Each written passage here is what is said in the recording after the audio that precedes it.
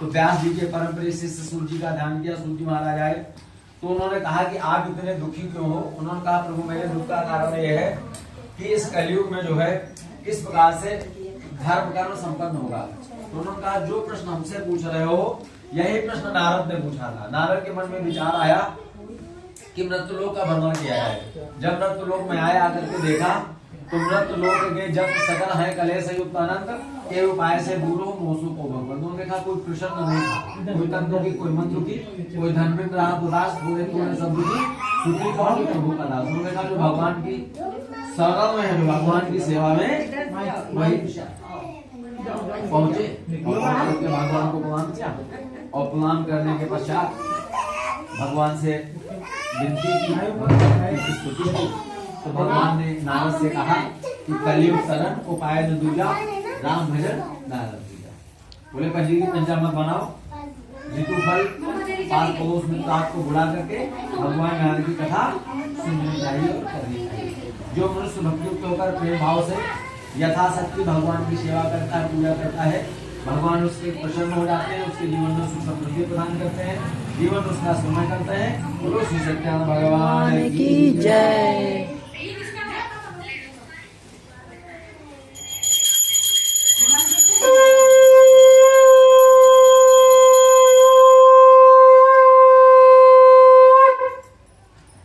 जी महाराज कहते हैं कि प्रभु ये बताओ सर्वप्रथम भगवान नाम का पूजन किसने किया। उनका देखिए काशीपुर में सतानंद नाम के विप्र करते थे। वो प्रतिदिन भिक्षा मांगते थे, भिक्षा मांग करके जो उन्हें प्राप्त होता था उसी से उनका जीवन यापन चलता था। एक दिन की बात है कि जीवन में ऐसा समय आया कि 3 दिनों तक उन्हें भिक्षा में कुछ नहीं प्राप्त हुआ। 2 दिनों तक उनके जीवन में धैर्य बना रहा, लेकिन जब तीसरे दिन कुछ नहीं मिला तो एक पेड़ के नीचे बैठ करके रोने लगे। उनको रोता हुआ देख करके भगवान प्रकट हुए संत के स्वरूप में और उन्होंने कहा कि हे तुम क्यों रो रहे हो, तुम्हारे रोने का क्या कारण है। उन्होंने कहा महाराज मेरे रोने का यह कारण है कि जीवन में जो बीत गया सो बीत गया, आगे का जीवन कैसे होगा। क्योंकि जब यह शरीर वृद्धावस्था को प्राप्त होगा तो क्या होगा। अभी तो जैसे तैसे शरीर साथ दे रहा है, जैसे तैसे जीवन यापन चल रहा है। तो उन्होंने कहा देखिए जाओ जाकर के तुम भगवान की सेवा करो, पूजा करो, उसी से तुम्हारे पापों का प्रायश्चित हो जाएगा और उसी से तुम्हारा क्या हो जाएगा, भगवान की पूजा पाठ से पापों का प्रायश्चित हो जाता है और जीवन में नया मार्ग मिल जाता है। पूजा विधि सुने और सुन करके गए और जाकर के भगवान को प्रणाम किया, भिक्षा के लिए जगाया। तो आज कुछ ही घरों से बहुत सा धन, बहुत सा पैसा प्राप्त हुआ। जब बहुत सा धन और पैसा प्राप्त हुआ उसको लेकर के दुकान पर पहुंचे, पूजन और सामग्री एकत्र किया और अपने घर पहुंचे और अपनी पत्नी से श्री सत्यनारायण भगवान के बारे में क्या सुनाया। पत्नी बहुत प्रसन्न हो गई, बोले उत्तम विचार है, क्यों ना प्रातः काल कर लिया। उसने पास पड़ोसी मित्र आदि को बुला करके पंजीरी पंचामृत बना करके भगवान को भोग लगा करके उनकी कथा का श्रवण किया। जब उनकी कथा का श्रवण किया तो उनके जीवन से धीरे धीरे कष्टों का क्या हो गया, निवारण हुआ। अब वो हर पूर्णमासी को भगवान का पूजन करने लगे। एक दिन की बात है, वह भगवान का पूजन कर रहे थे, उसी समय एक लकड़ी बेचने वाला लकड़हारा उस रास्ते से गुजर रहा था। उसने देखा कि भीड़ भाड़ एकत्र है, क्या हो रहा है, तो लकड़ियां नीचे रखी, जाकर के कथा का श्रवण किया।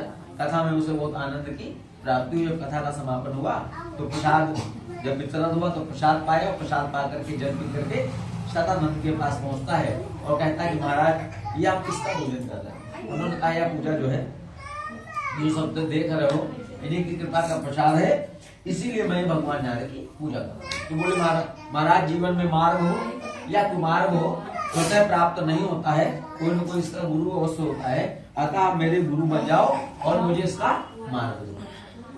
तो पूजा विधि सुना और सुन करके लकड़ियां जाकर के दुकान पे बेची।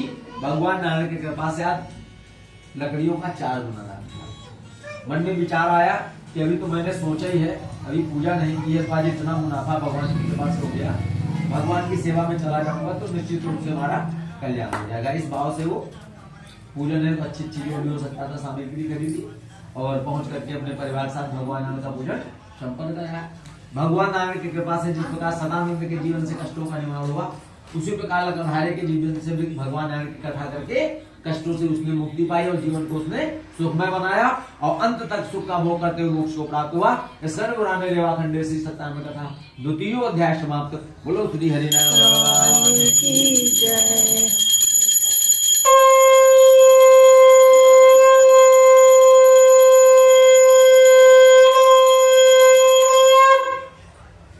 सूतवास जी महाराज कहते हैं